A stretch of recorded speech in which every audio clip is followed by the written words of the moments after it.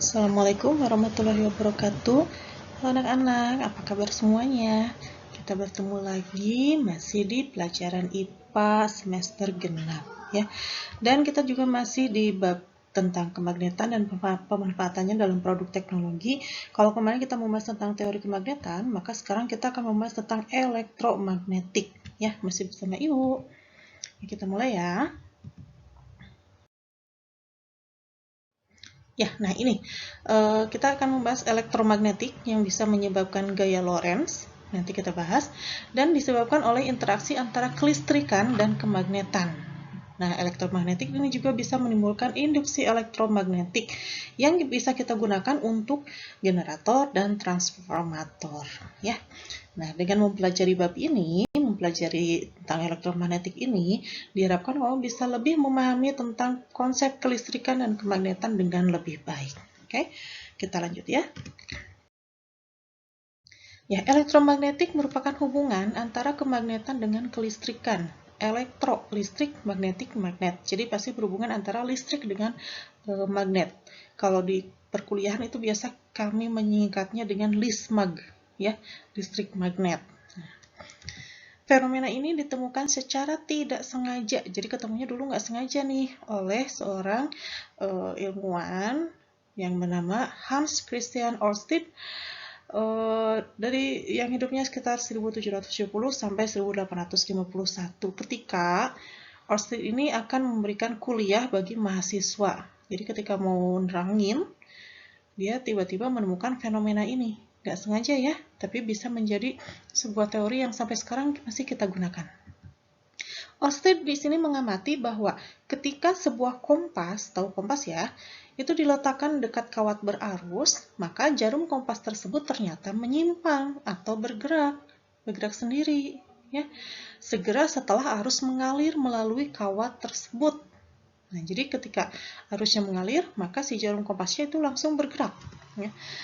Jika tidak ada arus listrik mengalir, jadi kalau misalnya arus listriknya kita berhentikan, Ørsted berhentikan, maka jarum kompas tersebut ternyata tetap diam, ya.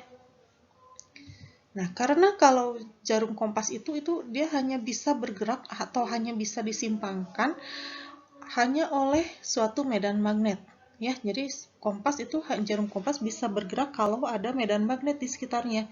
Nah, dari hasil fenomena itu, hasil penyelidikan Ørsted itu, maka Ørsted menyimpulkan bahwa suatu arus listrik menghasilkan suatu medan magnet. Ya, mungkin sebagian sudah mencoba minggu kemarin ya. Masih ada waktu sampai minggu depan untuk ketika kamu membuat magnet dengan cara mengaliri arus listrik. Ya, nah silakan yang belum mencoba, silakan dicoba, dikerjakan, dan masih ada waktu sampai minggu depan. Ya.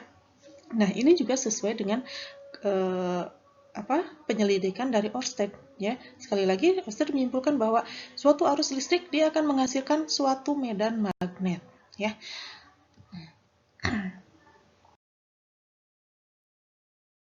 Nah, dari percobaan yang dilakukannya, maka Ørsted menyimpulkan bahwa yang pertama, di sekitar arus listrik terdapat medan magnet. Nah, ini bisa dibuktikan dengan menggunakan serbuk besi yang memerlukan kuat arus yang tinggi.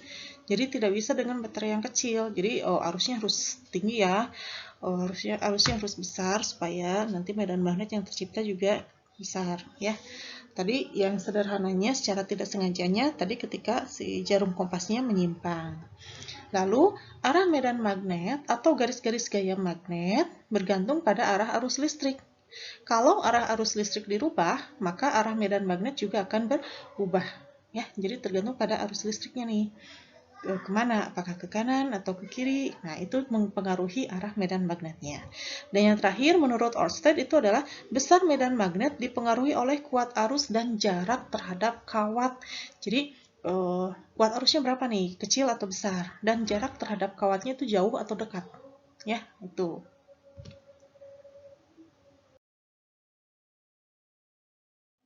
Nah, untuk menentukan arah garis gaya magnet di sekitar penghantar lurus yang dialiri arus listrik, kita bisa menggunakan kaidah tangan kanan. Minggu kemarin juga kita sudah menggunakan kaidah tangan kanan untuk menentukan kutub utara ya. Nah, sekarang masih kita gunakan. Anggaplah arus listrik terletak di antara telapak tangan kanan dan magnet jarum kompas. Kalau arus listrik searah ibu jari, maka 4 jari yang lain menggenggam merupakan arah medan magnet.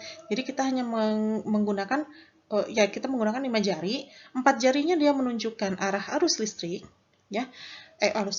Ibu jari menunjukkan arus listriknya, yang 4 jari merupakan arah medan magnetnya. Nah, ini kita lihat gambarnya. Nah, seperti ini, ya. Seperti ini. Nah, ini penampang kawatnya, ya.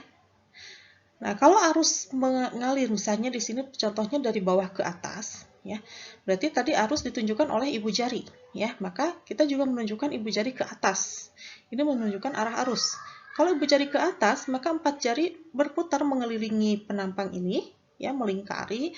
Nah, inilah arah garis gaya magnetnya, arah medan magnetnya, ya. Nah, apa yang terjadi kalau misalkan arusnya ke bawah, posisi medan magnetnya bagaimana? Arahnya kemana? Coba kamu bisa coba sendiri ya. Nah, ini untuk kawat lurus.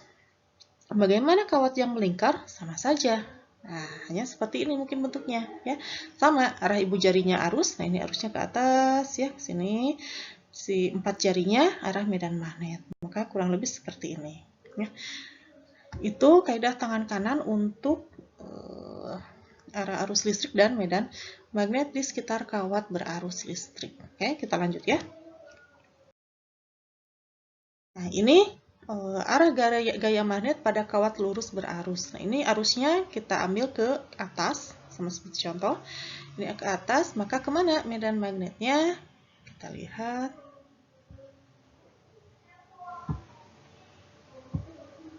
Arusnya ke atas, maka medan magnetnya arahnya ke situ. Ya, sekali lagi. Tuh, ya. Kamu bisa mencoba anggap aja misalkan pakai pulpen atau pensil ya. Digenggam, arusnya ke atas, medan magnetnya kemana? Arusnya ke bawah, medan magnetnya kemana? Arusnya ke samping kanan atau kiri, medan magnetnya kemana? Ya, itu mudah sekali. Kita lanjut dulu. Arah gaya magnet pada kawat yang melingkar. Ya, kawat yang melingkar sama seperti ini arah arusnya, dan ini arah medan magnetnya. Sama, masih menggunakan tangan kanan. Ya. Misalnya pada solenoida itu apa? Kumparan, ya, kumparan atau lilitan kawat. Nah, jika solenoida dialiri arus listrik, maka akan menghasilkan medan magnet, sama ya. Medan magnet yang dihasilkan ini bergantung pada besar kuat arus listrik dan banyaknya kumparan. Berapa banyak lilitan yang digunakan, ya, itu bergantung. Kurang lebih seperti ini, ya. Nah, ini medan magnet pada solenoida, ya. Nah, ada pun faktor yang mempengaruhi kekuatan elektromagnetik apa saja. Jadi bisa besar, bisa kecil, tergantung faktor-faktor berikut. Nah, sebuah elektromagnetik terdiri atas 3 unsur penting, yaitu ada jumlah lilitan, ya, kuat arus, dan inti besi. Ya, nah, ini jumlah lilitan mungkin kamu sudah mencoba ya di praktikum sebelumnya. Ya. Apakah berpengaruh atau tidak? Nah, ini di sini ternyata berpengaruh, ya. Cara memperkuat sifat kemagnetan pada elektromagnetik yaitu dengan cara yang pertama memperbesar arus listrik. Jadi semakin besar arus listriknya maka sifat kemagnetannya juga akan semakin kuat. Yang kedua dia menambah jumlah lilitan. Ya, jadi semakin banyak lilitannya sifat kemagnetannya juga akan semakin kuat. Yang ketiga mengganti inti besi dengan baja. Kenapa dengan baja? Karena apa? Nah, seperti Ibu jelaskan minggu kemarin, karena baja itu bersifat permanen, ya, magnetnya tetap, ya, sifat kemagnetannya tetap. Jadi dia bisa memperkuat sifat kemagnetan pada elektromagnetik. Jadi tidak dengan besi, tapi coba dengan baja supaya lebih kuat, ya. Nah, kalau misalnya praktikum coba menggunakan paku baja, bisa aja, ya, bisa dibandingkan antara paku besi dengan paku baja yang kemarin ya. Nah, adapun keuntungan menggunakan elektromagnetik diantaranya, yang pertama, dia kekuatan magnet itu mudah diatur sesuai dengan yang dikehendaki. Jadi, tergantung nih kita mau besar atau kecil. Sifat kemagnetannya mudah dihilangkan dan ditimbulkan. Ya, kemarin sudah Ibu bahas bagaimana cara menghilangkan sifat kemagnetan. Yang ketiga, kutub-kutub magnetnya mudah ditukar. ya. Jadi arahnya bisa kita tentukan juga. Dan yang terakhir, dapat dibuat berbagai bentuk dan ukuran sesuai kebutuhan. Jadi memang ada keuntungannya ya kalau kita menggunakan elektromagnetik. Oke, sekian dulu pembahasan tentang elektromagnetik. Ibu harap kalian bisa memahaminya. Kalau misalkan ada yang mau ditanyakan, bisa langsung tanyakan ke ibu ya. Oke, kita lanjutkan nanti di sesi selanjutnya, di materi selanjutnya itu kita masuk ke gaya Lorentz. Untuk materi ini, elektromagnetik ini, Ibu cukup sekian. Terima kasih banyak atas perhatiannya. Assalamualaikum warahmatullahi